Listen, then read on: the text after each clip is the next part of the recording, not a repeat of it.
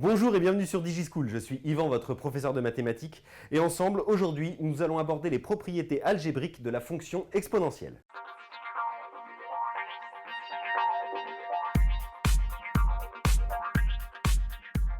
Tout d'abord, avant d'aborder cette nouvelle vidéo sur les propriétés de la fonction exponentielle, je vous invite, si ce n'est pas déjà fait, à visionner la vidéo précédente dans laquelle nous définissons la fonction exponentielle, puisque dans cette vidéo, nous allons nous appuyer évidemment sur la définition et sur les premières propriétés que nous avons pu voir sur cette fonction pour pouvoir faire les démonstrations des propriétés que nous allons voir dans cette vidéo.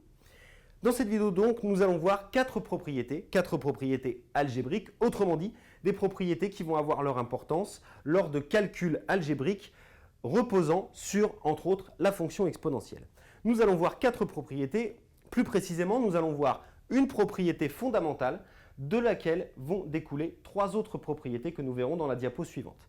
Cette propriété fondamentale, elle est ici. Elle nous dit que pour tout réel, pour tout nombre réel a et b, exponentielle de a plus b sera toujours égale à exponentielle de a fois exponentielle de b. Ça, c'est la propriété fondamentale de laquelle vont découler les trois autres. Et je vais vous en proposer une démonstration complète. Alors, bien évidemment, comme dans la vidéo précédente, la démonstration n'est pas à savoir refaire, n'est pas à connaître par cœur, puisque vous allez le voir, elle n'est pas du tout intuitive. Par contre, je vous demande de bien suivre les étapes pour développer votre esprit démonstratif en mathématiques. Pour cette démonstration, j'ai besoin de poser une fonction, qui est une fonction que je vous donne, que vous n'avez pas à retrouver par vous-même, qui est la fonction g, définie ainsi, g de x égale exponentielle de a plus b moins x fois exponentielle de x. Si vous avez suivi la vidéo précédente et la démonstration de la vidéo précédente, nous allons grosso modo adopter la même démarche ici, c'est-à-dire nous allons dériver la fonction g pour étudier son sens de variation. Nous allons nous rendre compte que la fonction g est constante et du fait qu'elle soit constante, eh bien, nous allons pouvoir extraire une égalité particulière qui va nous permettre de démontrer la propriété qui est au-dessus. Je vais donc dériver ma fonction g qui est un produit de fonctions. Je vous rappelle donc à nouveau la formule pour dériver un produit de fonction u fois v. Donc u fois v' qui sera égal à u' fois v plus u fois v'. Autrement dit, je dérive d'abord la première fonction, je la multiplie par la deuxième fonction non dérivée, puis je dérive la deuxième fonction que je multiplie par la première non dérivée. Et la deuxième propriété qui est que f de u, où u est une fonction prime, est égal à u' fois f' de u. Autrement dit, ici, ça va me servir pour la première fonction exponentielle de a plus bx, qui est la composée de la fonction exponentielle et de la fonction qui à x associe a plus b moins x. Je vais donc dériver ma fonction g. Donc, je vais calculer g' de x. Alors pour ça, je vais d'abord calculer la dérivée de cette fonction qui est ici en utilisant la deuxième propriété que je vous ai rappelée ici. Je vais d'abord dériver a plus b moins x. a plus b sont des nombres réels, des nombres fixés. Autrement dit, la dérivée de a plus b, ce sera forcément 0, puisque a plus b est un nombre constant, finalement une constante, donc sa dérivée est égale à 0. Autrement dit, la dérivée de a plus b moins x sera pareille que la dérivée de moins x, c'est-à-dire moins 1. Donc ça va me donner moins exponentielle de a plus b moins x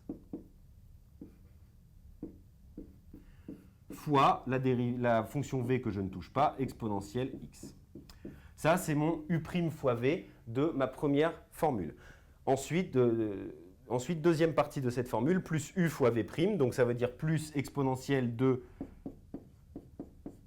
a plus b moins x qui ne change pas, c'est mon u, fois v', c'est-à-dire la dérivée d'exponentielle x. Comme vu dans la première vidéo, la dérivée d'exponentielle x, c'est exponentielle x. Donc ça va me faire fois exponentielle de x. Autrement dit, j'ai exponentielle de a plus b moins x fois exponentielle x moins exponentielle de a plus b moins x fois exponentielle x, c'est-à-dire 0. Si g' de x est égal à 0, ça veut dire que ma fonction g est constante. Ma fonction g est constante, ça veut dire que si je prends deux nombres x1 et x2 par exemple, eh bien g de x1 sera égal à g de x2, quel que soit x1 et x2. Ici, par exemple, ça veut dire, si g est constante, ça veut dire que, alors ça encore une fois c'est une chose que je vous donne, ce n'est pas à trouver par vous-même, ça veut dire que g de 0 va être égal à g de b, par exemple.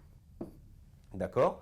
Si g est constante, ça veut dire que quels que soient deux nombres pris au hasard, l'image de ces deux nombres par la fonction g les images de ces deux nombres par la fonction g seront égales. Autrement dit, ici je prends 0 et b comme nombre, eh bien je sais nécessairement que g de 0 sera toujours égal à g de b, quel que soit le nombre b. Ça veut dire quoi? Ça veut dire si je remplace si je remplace x par 0 dans cette expression-là et x par b dans cette expression-là, ça va me donner, pour g de 0, ça va me donner exponentielle de a plus b moins 0, c'est-à-dire a plus b, fois exponentielle de 0, égale, alors ensuite je fais g de b, exponentielle de a plus b, ça va me faire exponentielle de a, tout simplement, fois exponentielle de, je remplace x par b, exponentielle de b. Or, je me souviens que dans la définition de la fonction exponentielle, on me dit que exponentielle de 0 est égale à 1. Ceci est égal à 1. Ça me donne donc effectivement la propriété que nous cherchons à démontrer, autrement dit, exponentielle de a plus b qui est égale à exponentielle a fois exponentielle b. Donc voilà, nous avons réussi à démontrer la propriété que je vous ai énoncée, qui est, je le répète, la première propriété algébrique fondamentale de laquelle vont découler les trois autres. Je le répète, cette démonstration n'est pas à connaître par cœur. Ce qui est important, c'est d'en comprendre les étapes et le déroulement. Passons donc aux propriétés qui découlent de cette première propriété très importante. Voyons maintenant les trois propriétés qui découlent de cette première propriété que nous avons vue dans la diapo précédente. La première est la suivante. Pour tout réel a et b, exponentielle de a moins b sera égale à exponentielle de a sur exponentielle de b. Ceci se démontre très facilement, tout simplement en se basant sur la propriété précédente. Exponentielle de a moins b, c'est pareil que exponentielle de a plus moins b. Donc en utilisant la propriété précédente, ça veut dire que ça, je peux l'écrire exponentielle de a fois exponentielle de moins b. Sauf que j'ai vu dans la première vidéo, que je vous invite encore une fois à revisionner si ce n'est pas déjà fait, que exponentielle de moins x, c'était égal à 1 sur exponentielle de x. Ça veut dire que exponentielle de moins b, c'est égal à 1 sur exponentielle de b. Donc ça va me donner effectivement exponentielle de a sur exponentielle de b. Voilà donc pour cette première propriété qui découle de la propriété de départ. La deuxième, c'est exponentielle de x à la puissance n qui est égale à exponentielle de n fois x.